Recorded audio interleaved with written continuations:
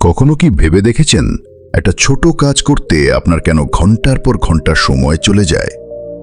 আবার সেই কাজটাই যখন ডেডলাইনে রেখে করা হয় তখন কিভাবে সব কাজ তাড়াতাড়ি হয়ে যায়?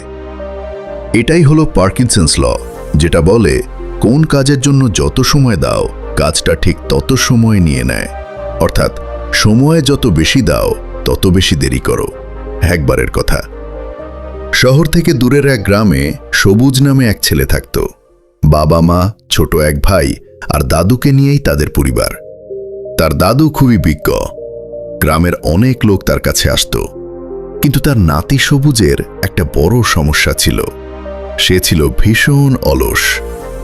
আজকের কাজ সে কাল করত, আর কালকের কাজ পরশুতে ফেলে রাখত। এভাবে দিনের পর দিন তার সব কাজই আটকে থাকত, আর পরে গিয়ে সে আফসোস করত। পড়াশোনাতেও তার সেই একই অবস্থা। তার বন্ধুরা অনেক এগিয়ে গেলেও সে পিছিয়ে থাকত। বাবার কড়া কথায় তার কোনো পরিবর্তন হতো না। তাই না পেরে তিনি সবুজের দাদুকে কিছু করতে বললেন। দাদু তখন চিন্তায় পড়ে গেলেন, কিভাবে ছেলেটাকে এই অভ্যাস থেকে বের করা যায়। একদিন জ্ঞানী দাদু একটা বুদ্ধি বের করলেন। তিনি সবুজকে ডাকলেন এবং তার হাতে একটা কালো পাথর দিয়ে বললেন, সবুজ, এই পাথরটা রাখো। এটা সাধারণ কোনো পাথর না, এটা হলো এক বিশেষ পাথর।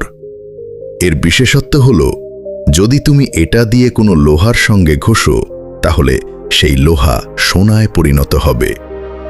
এই পাথরটা আমি তোমাকে দিচ্ছি। তুমি চাইলে যত খুশি লোহা সোনায় রূপান্তর করে ধনী হতে পারো। আমি একদিনের জন্য বাইরে যাচ্ছি, কাল সন্ধ্যায় ফিরে আসব। তখন এই পাথরটা আমি ফেরত নিয়ে নেব। এই কথা বলে দাদু চলে যাওয়ার আগে বললেন, মনে রেখো, তোমার হাতে সময় আছে, শুধুই আগামীকাল সন্ধ্যা পর্যন্ত। সবুজ তো আনন্দে নাচতে লাগল। সে ভাবল, ওয়াও, আমার কাছে এখন সোনার পাথর। আমি তো এখন অনেক সোনা বানাতে পারবো। হাতে সময়ও আছে, ধনী হয়ে যাব।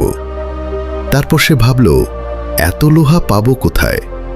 সে ভাবল, কাল সকালে বাজারে গিয়ে ভাঙাড়ি লোহা কিনে আনব, তারপর সোনা বানাবো। এ সময় সন্ধ্যা হয়ে এসেছিল। সবুজ ভাবল, চলো এখন খেয়ে ঘুমাই, কাল সব শুরু করব। সে খেয়ে ঘুমিয়ে পড়ল। স্বপ্নে নিজেকে ধনী মানুষ হিসেবে দেখতে লাগল। পরদিন সকালে উঠে সে ভাবল, সন্ধ্যা পর্যন্ত সময় তো আছে, আগে নাস্তা করি, তারপর বাজারে যাব। নাস্তা শেষ করে সে কিছুটা ঘুম ঘুম ভাব পেল। ভাবল, আরও একটু বিশ্রাম নিই, তারপর বের হব। এই ভেবে সে শুয়ে পড়ল। বিশ্রামের মাঝে আবার ঘুমিয়ে গেল। যখন তার ঘুম ভাঙল তখন সূর্য প্রায় ডুবে যাচ্ছে। সবুজ তাড়াতাড়ি উঠে বাজারে যাওয়ার জন্য বের হল। কিন্তু দরজায় এসে দেখে তার দাদু ফিরে এসেছেন। দাদু তার কাছ থেকে সেই কালো পাথরটা নিয়ে বললেন, তোমার সময় শেষ হয়ে গেছে। সবুজ কাঁদতে কাঁদতে অনুরোধ করতে লাগল, দাদু, একটু সময় দাও, আমি একটুখানি সোনা বানাতে চাই। কিন্তু দাদু মাথা নাড়িয়ে বললেন, অলস মানুষের পক্ষে জীবনে কিছু করা সম্ভব না। তোমার হাতে ছিল 24 ঘন্টা। চাইলে তুমি ইচ্ছে মতো সোনা বানাতে পারতে, কিন্তু তুমি শুধু সময় নষ্ট করলে, অলসতা করলে। এখন আমি তোমাকে আর এক মুহূর্তের জন্য পাথরটা দিতে পারি না। এটাই তোমার শাস্তি। যে মানুষ সময়ের মূল্য দেয় না তার জীবনেও কিছুই হয় না। সবুজ মাথা নিচু করে দাঁড়িয়েছিল। সে বুঝতে পারছিল এক সোনালী সুযোগ সে হারিয়েছে শুধু তার অলসতার কারণে। তবে সে এখন শিক্ষা পেয়েছে। সে দাদুর সামনে প্রতিজ্ঞা করল, আর কখনো অলস হব না, সময়ের সঠিক ব্যবহার করব।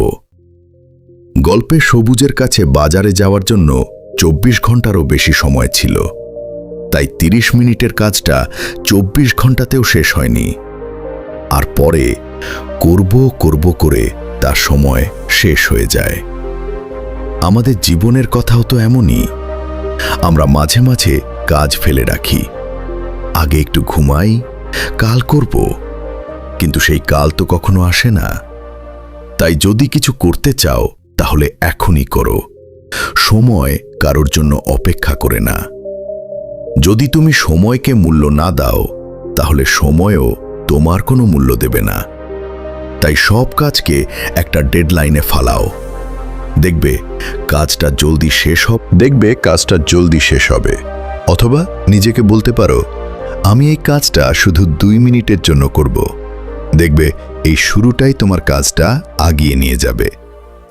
ভিডিওটি ভালো লেগে থাকলে লাইক আর শেয়ার করে দেন, তাতে আরো অনেক মানুষ দেখতে পাবে। আমি আবারও আসব এরকম শিক্ষামূলক ভিডিও নিয়ে। ততক্ষণ অপেক্ষায় থাকুন, কৃতজ্ঞ থাকুন।